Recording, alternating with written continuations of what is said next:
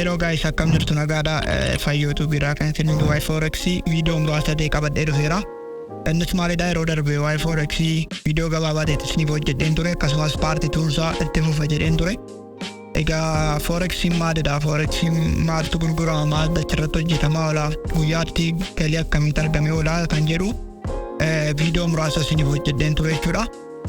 Har'a immoo viidiyoo paartii tuunsaa sarara kan itti fufe jechuudha. Forex baratanii fixuuf yeroo ammamtu nama ga'a akkamittiin barannee fixuu dandeenya seedudha. Egaa forex baratanii fixuudhaaf yeroo nama akkasiin ga'a jechuun gaadha jedhee yaadu. Maaliif forexiin baratamee wanta dhumu miti.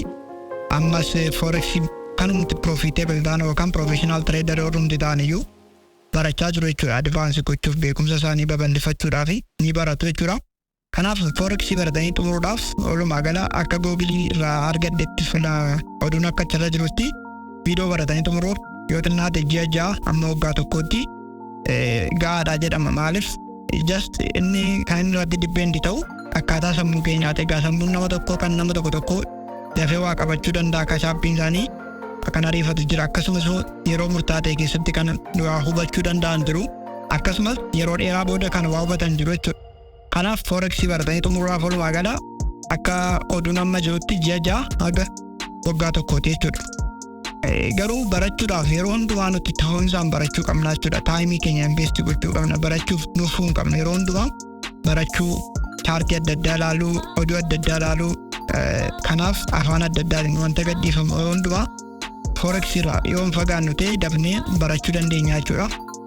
Egaa forexiidhaan inni lammaffaa maalidha? Forexiidhaan maallaqa hagamiitu argamuu danda'a jedhama. Maallaqni egaa kun kan inni irratti hundaa'u maalidha? Pilaanii keenyadha. Malee maallaqni argamuu danda'u ammana jennee daangaatti gochuu hin dandeenyu jechuudha. Depends on our capital, also our day plan and the strategies. Fakkeenyaaf namni tokko guyyaatti doolaara ganaan argadhe oole jechuu danda'a. Inni kaan immoo torbanitti, inni kaan immoo ji'atti ammana argachuu hin danda'a jechuudha.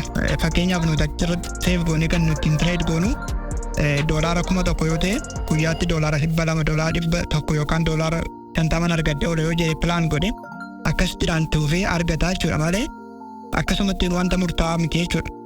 Maaliif yeroo hundumaa haal tokko ittiin sooramuuf utuu hin ta'in utuu hin kisaarin utuu negatiiva keessan galiin yeroo hundumaa bu'aa argachuudhaaf kan hojjechuu qabnu malee dhimma tokkoon duroomattanii wanta qabdan hundumaan baay'ee yoo gootan fakkeenyaaf yookaan seel yoo gootanii achirraatiif maallaqi keessan isin jalaa qisaasa'uu danda'a jechuudha. Kanaaf pilaanii keenyaanii akka hin kasaarreetti hojjechuu danda'uu qabna jechuudha. Inni sadaffaa maala forex trading akkamitti barachuu dandeenya yookaan forex akkamitti ogummaa isaa qabaachuu dandeenya kan jedhu gaaffiin yoo jiraate. Egaa forex amma sa'aatii kana karaa ittiin barannu karaa baay'eetu jira. Pilaatfoormii adda addaa waan jiruufi garuu pilaatfoormoonni kun hundumti isaanii dhugaadha jechuu hin dandeenyu. Maaliif wanta hundumaa dudduuba yeroo baay'ee wanti soba ta'e gatii jiruufi warri kaan iskaamoon jijjiiru hatuudhaaf maallaqa keenya nu jalaa hatuudhaaf akkuma isin Facebook irraas YouTube irraas Telegram irraas yeroo tokko olii gadi information adda addaa fiiguun argitu. Innis maalidha? Maallaqa ganaa akkaawuntii kanarratti gashaa nuun immoo maallaqa dachaa goonee isiniif deebisna 1,000 gashaa 2,000 goonee isiniif deebisna kan jedhan gatii jiranii fi akkasumas nuti maal gochuu qabna kanarraa adda ba'uudhaa fi isa kamtu dhugaadha, soorsiin isa kamtu dhugaadha jennee background research mataa keenya hojjennee irraa barachuu danda'u qabna jechuudha. YouTube fakkeenyaaf laayiviin kan maallaqa qarshii muraasa kaffalchiisanii itti fufinsaan ji'a 3 fi ji'a 6 leenjii mataa isaanii kan kennan gatii jiranii fi warra kan adda baasnee barannee jennaanii yeroo hundumaa profitable trader ta'uu ni dandeenya jechuudha. Gaafa barannu nootbuukii mataa keenya yookaan maasxoosha daftariisi jedhamu qabannee irra deddeebinee of gaafachaa agamiin seefii godhadha, agamiin baradha, agamiin wanta kana hojjechuu danda'a jedhu ofii keenyaaf immoo shaakaluu qabna jechuudha.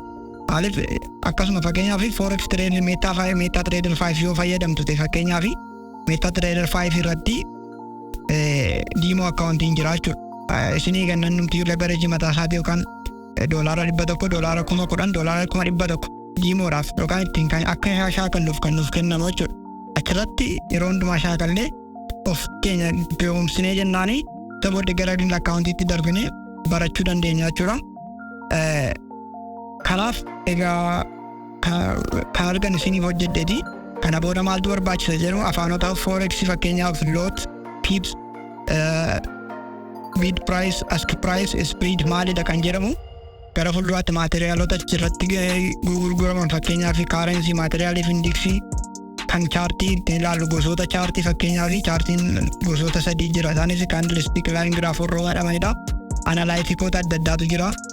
Fundamental analytic kan jedhamanii akkasumas analytical fundamental kan jedhamu maalidha isaanii kan jedhu deeply keessa seenne maalummaa isaanii viidiyoo laayiviidhaanii qabadhee kanan dhufutaa.